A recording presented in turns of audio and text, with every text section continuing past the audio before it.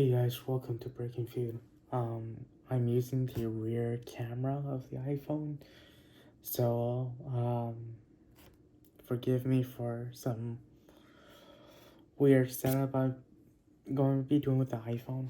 So yeah, but this video I want to talk about the Switch Lite. Is it worth picking up in like 2024? Let's talk about it.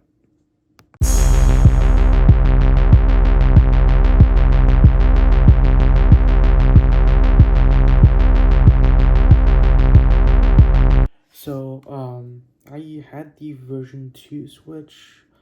You guys can check out the video.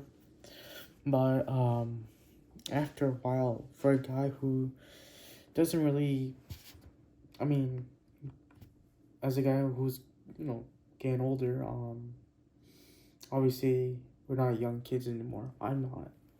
So, I don't really have friends come over to play on, consoles, games specifically, giving each other the Switch controller and whatnot. And most of the time, I'm also playing by myself. So yeah.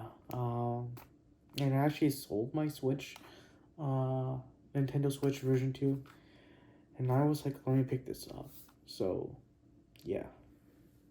Now, the retail price for this is $200, but you can always go to a local Best Buy and actually get used one for cheaper, 150 or maybe even lower, depending on the condition. And obviously, since you are going to Best Buy physically, I mean not Best Buy, GameStop physically to look at the used versions of the Switch Lite, you can tell if it's in great, excellent condition, which I picked up mine for like $150. And playing on the Switch, honestly, on the Switch Lite itself, it's really, really amazing. The way it feels, honestly, is good. So, obviously, the two best things about these Switch Lite, obviously, number one, and it's universally agreed upon, the price point retails at $200. The Switch, the standard Switch, which is the version 2, is retailing at $299, $300, and the OLED version is $349, which is $350, and all of them are USD price I'm given.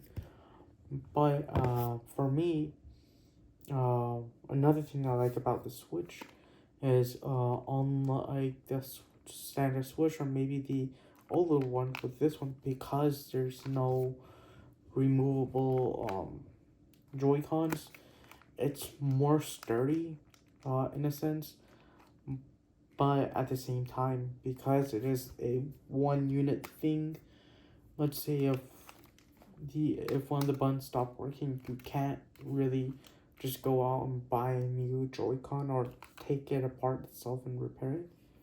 It's all in one unit. So yeah. But another small thing I like about this is it's small compared to the Switch or the Switch OLED. And the display size is not small. It's small enough to be more portable, but not too small to where you sacrifice the screen size when playing games on the Switch. So yeah. Now, normally, obviously, with the Switch and the OLED, normally you have, with the OLED, I know you sometimes get the red and black, but most of the time the white Joy-Cons. With the standard version 2 Switch, is the red and blue one. With the version 1, you originally got not just the blue and red one, but also the black one. But with this one, the Lite, you get actually more colors, which is pretty cool. So yeah. It's also USB-C, which is pretty cool, but it's not the same one for like the Switch OLED or the version 2/version 1 of the Switch. And what I mean is, you can't really, I guess, use the dock And on top of that, let's say if you do get a USB-C adapter to hook it up to your TV, right? It won't work because the chip inside this is um it's not, I guess, equivalent to USB-C 3.0 where you are able to do a lot more stuff. It's really limited. So the only thing it can do is give you power. So it sucks for people who want to use a bigger display, but as a guy who has obviously a smartphone, a tablet, a gaming PC, um, I don't really need to have a. I generally don't need to connect it to a TV. I like to move around, especially when I have a gaming PC and then an Xbox One hooked up to my TV. So yeah. Another, I guess, thing that you don't really get with the that you don't get with this, that you do get with the OLED version and the standard Switch is the kickstand. So you're not able to prop it up, and I guess yeah. But what's cool is you can I guess attach more Joy-Cons and controllers to the Switch Lite, which is pretty cool. You just have to, I guess, have some sort of wall or something to hold the whole entire Switch console onto. So, yeah. Now, in the past, I think in the past, around 2019, 2020, I wouldn't have recommended because I know one big thing was even though it has all the switches has support for Bluetooth at the time of its release in 2019, it did not have Bluetooth on the Switch, which is weird, even though the chips and whatnot inside the Switch had it, and it sucked at the time for I guess most consumers, because obviously one thing is it has an audio jack.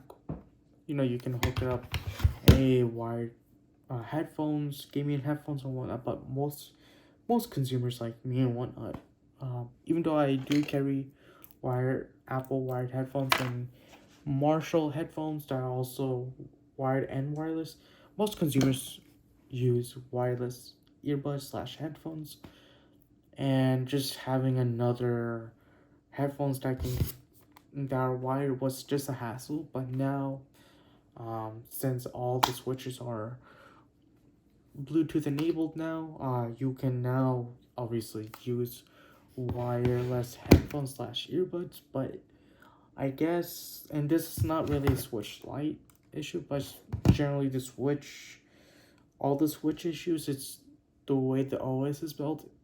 I don't like having to go through settings and go through Bluetooth just to connect your wireless earbuds, which is honestly not that great. Now, obviously, you get, I think, 32 gigabytes of storage in this, just like this standard Switch. But with the OLED, you get, I think, 64. But luckily, with all those switches, you get expendable storage. So would I recommend this? I would, but I would say, I would suggest getting it for cheaper. If you go to GameStop and get a used one, I honestly think if you are going to pay the full retail price, so I didn't pay the full retail price, I paid the used price from GameStop, but if you are going to pay the full retail price, I would go for I would honestly at that point save money and go for a normal Switch, or if you can save $150 more, a Switch OLED. So the Switch OLED is $150 more than this Switch Lite, and the Switch is $100 more than this. I would say if you're paying full retail and not buying it used, go for it. I would also just suggest if you're buying it for kids, maybe the Switch OLED. But if it's a case of like you just want a nice portable design where it's not gonna, or the Switch won't break that easily, this or this OLED. This one, I honestly think it's really portable. I can fit into my pocket easily. So yeah, in terms of portability, this is the way to go. You can still play your full library Nintendo Switch games. Just some of them that requires you to like kind of move the Joy-Cons, you won't be able to, but all of them you can play on the Switch. So Switch Lite. So yeah, I would recommend buying it, but just at that used price point, not the full retail one. So yeah, that's pretty much it. Thank you for watching. As always, please stay tuned for more content. Click the notification bell icon, hit subscribe, give this video a thumbs up, share this video with everyone else, and stay safe.